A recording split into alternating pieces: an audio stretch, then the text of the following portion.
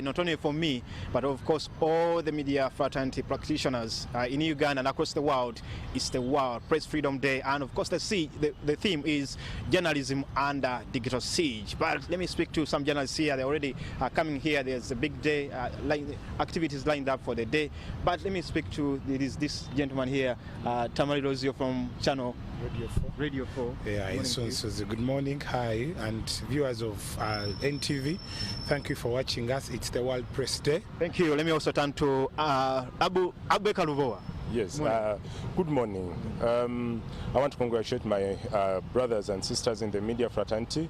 It's a big day for us. It's a day where we should be celebrating. It's a day where we need to see each other eye to eye, even if you don't work for the same media house. It's a day where we have to come together as journalists to have a cup of tea. It's a day where we need to be dressed smartly, and then we have a chat. As we have a chat, I know some journalists have already under threat, because the other day we saw journalists and practitioners from Digitalk media agents that side in Machindi. They were also arrested. Others are still facing different challenges. Others even arrested on the way. Others have face different challenges. When we come together and talk, what should we be fronting as we move forward? Well, this time around, you know, we have always been talking. We have always been talking about journalists being beaten, and that's known world over, that journalists in Uganda are tortured, not only by security agencies, but even the society that in which we live. So this time we are coming with solutions. Lamentations are done. So we are trying to see what we can do for our colleagues, what we can do as a fraternity to see that we overcome this. We want to see how we can help our brothers and sisters in media houses that who are not being paid. Because we have colleagues who have gone months and months without a pay. So what we are trying to do is we have lined a group of lawyers. In case there is no payment, what we do, we go to court or we meet the bosses and see how we can harmonize it. Because what we need is the pay. You know, we are paid little money. We are paid less than what an average person should be earning. But still, it comes in late. I think that talk is timely, because even yesterday was International Labour Day. The journalists are working, and it pains a lot, because I know even there's a radio station currently, journalists have not been paid, and presenters from as early as October up to now, they are not yet paid. This is really, really painful. Yeah, it's painful, and actually, these are the same people we are with in the field. These are the people who come and air out your views, people who come and talk about the problems that face the communities. But imagine someone coming and then fights for rights of others, but when their rights are being infringed on. So what we are trying to do is to see that we can also see our rights being respected. Let's talk about the day. What are we going to be doing today as we commemorate and celebrate this day? Well, today we are first going to have a presser, and then later in the day at around 2, we are going to be in Mulago. You know, we are trying to do a lot of activities that can bring us together. So we are going to have a football game between our friendly forces. I mean the doctors who always treat us in case we are tortured. So we are trying to have a day with them. Okay, as I wind up, let me speak to another colleague of mine, Julius Buchana. Is also a journalist from Next Media Services. But there are some journalists who have taken it a little bit higher, trying to vie for political positions. And I know that you also trying to vie for the yellow position. When you go up there, journalists don't seem to be giving out that loud voice, don't seem to be advocating for the issues of the free media space.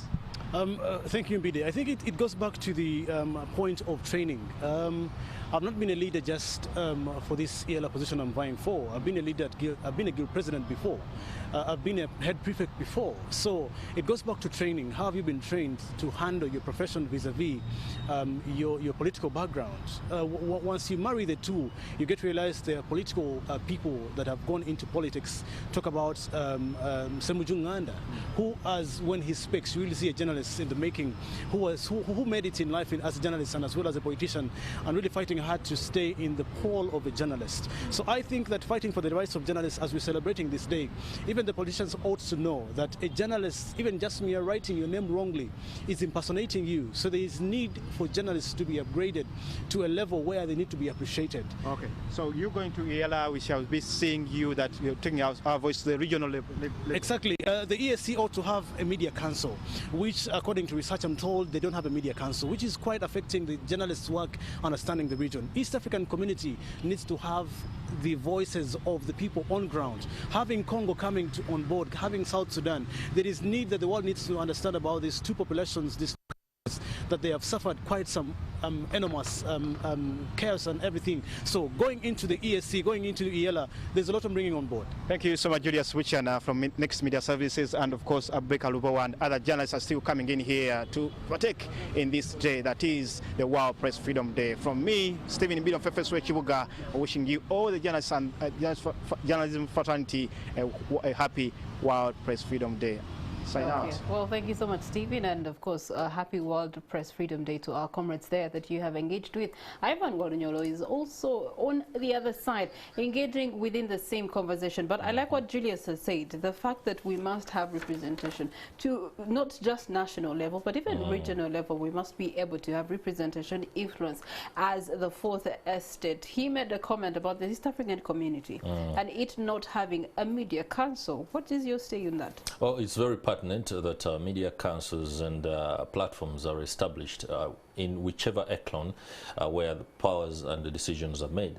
And it's pretty much very important that journalists should be able to transition, for example, from practice to positions where they can make those decisions. No doubt, the day is very good, an opportunity to engage. And of course, now let's hear from Ivan K. Walinyolo, who is in Entebbe.